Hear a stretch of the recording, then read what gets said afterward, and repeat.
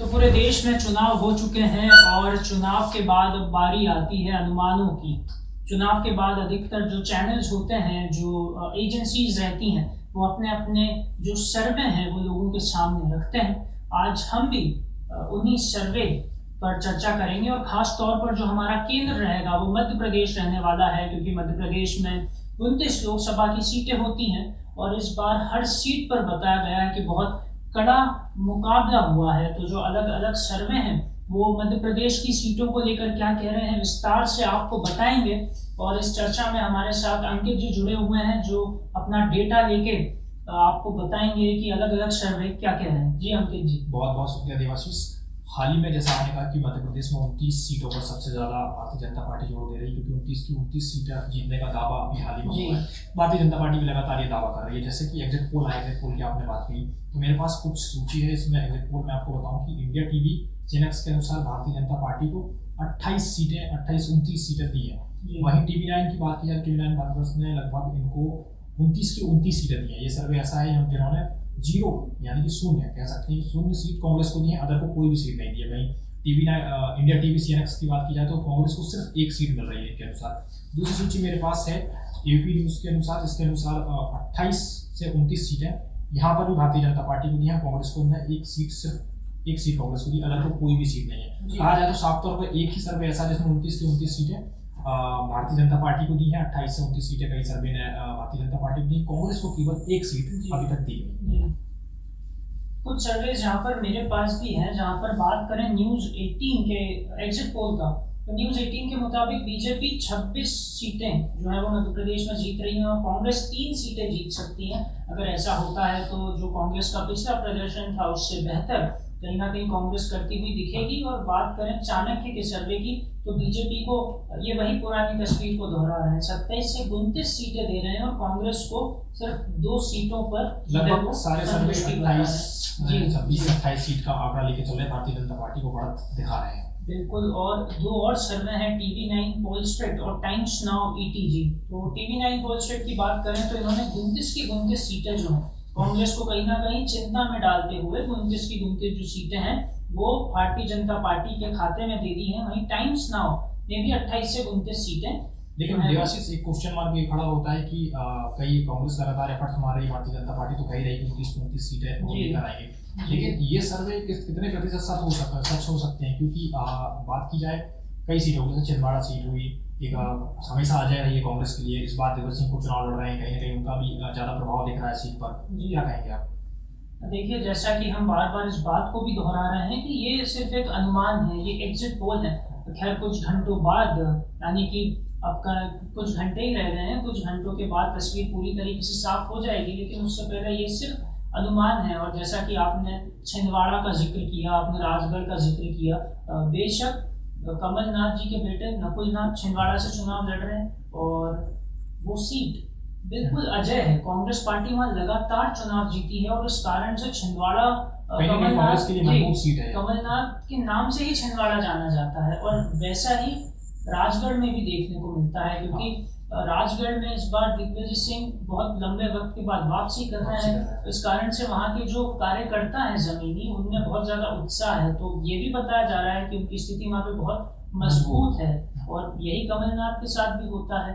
और इसी कारण से बीजेपी ने छिंदवाड़ा में जो है अपना बसेरा पूरे समय वहीं पर रखा।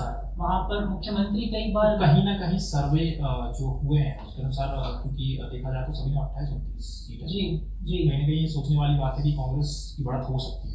बिल्कुल हो सकती है। और यहाँ पे एक और ये सवाल आ जाता है कि अगर ये बात सिर्फ एक सीट की कर रहे हैं तो फिर कांग्रेस के दिग्गजों का क्या होगा, क्योंकि जैसे सीधी है, सीधी से कमलेश्वर पटेल चुनाव लड़ रहे हैं, उनके खिलाफ डॉक्टर राजेश मिश्रा है। और रतलाम में तो इतने वरिष्ठ नेता कांग्रेस के कांतिलाल भूरिया, जो पूर्व में प्रदेश अध्यक्ष भी रहे हैं कांग्रेस के, वो चुनाव लड़ रहे हैं। उनके सामने बीजेपी की अनीता चौहान है। तो जब इतने वरिष्ठ कांग्रेस के लोग चुनाव लड़ रहे हैं और अधिकतर सर्वे बता रहा है एक सीट, तो फिर सवाल तो बहुत बड़ा खड़ा होता है कि दिग्गजों का क्या।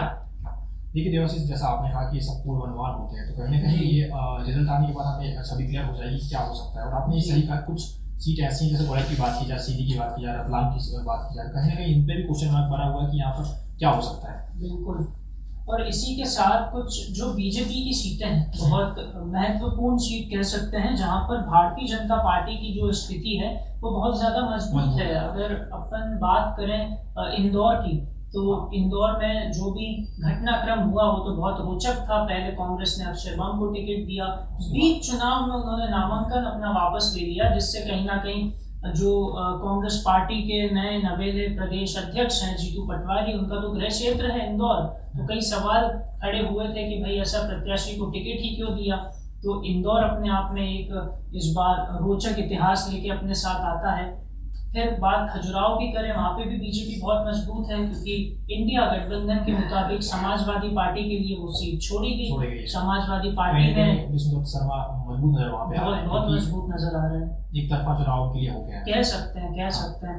और यही चीज होती है भोपाल में भी, यही चीज होती है खास तौर पर विदिशा में भी, क्योंकि विदिशा एक ऐसी सीट है जहाँ से मुख्यमंत्री इस बार खुद चुनाव लड़ रहे हैं। तो अपने आप में कहीं ना कहीं बहुत बड़ी बात है कि शिवराज सिंह चौहान वहां से, और खुद वो अपनी जीत को लेके बहुत ज्यादा आश्वस्त नजर आ रहे हैं। उनका कहना है कि वो सांसद तो रहेंगे ही से। कहीं जैसे आपने इंदौर की बात करी थी वशिष्ठ, इंदौर में हाल ही में आप विधानसभा चुनाव हुए, मैं आपको बताऊं जैसे कि विधानसभा चुनाव में आपने देखा होगा कि भारतीय जनता पार्टी ने पूरी ताकत लगाई, कांग्रेस ने भी कई नई सीट वहां से ली है। इस बार लोकसभा में लगातार भारतीय जनता पार्टी प्रयास कर रही है, कांग्रेस ने भी अच्छा प्रयास किया है। इसके बाद देखा जाए तो आप जिस तरीके से भारतीय जनता पार्टी लगातार अभियान चला रही थी, कांग्रेस के कई कार्यकर्ताओं को उन्होंने भारतीय जनता पार्टी में शामिल किया, कहीं ना कहीं ये उसका एक परिणाम इंदौर का जो हमने देखा वो हो सकता है।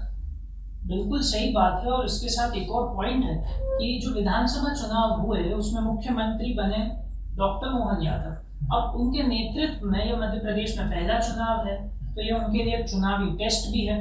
और इसी के साथ जो जीतू पटवारी हैं, जो प्रदेश अध्यक्ष हैं नए नवेले कांग्रेस पार्टी के, उनके लिए भी चुनावी टेस्ट है, क्योंकि विधानसभा में हार का सामना किया कांग्रेस पार्टी ने, नेतृत्व परिवर्तन किया, जीतू पटवारी को अध्यक्ष की कमान सौंपी, और उसके बाद से जो है अब ये जो चुनाव है ये उनके नेतृत्व में प्रदेश में कांग्रेस ने लड़ा है। ये आपने बहुत बड़ी बात कही, क्योंकि दोनों ही जैसे जीतू पटवारी की बात की जाए तो कहीं ना कहीं वो अभी विधानसभा में जिस तरीके से परिणाम सामने आया उसके बाद से लगातार नए प्रयास कर रहे हैं, और कहीं ना कहीं मुख्यमंत्री मोहन यादव के लिए भी एक परीक्षा के तौर पर, क्योंकि उन्हें भी अपने आप को साबित करना है, तो कहीं ना कहीं बहुत बड़ी बात सामने आई है।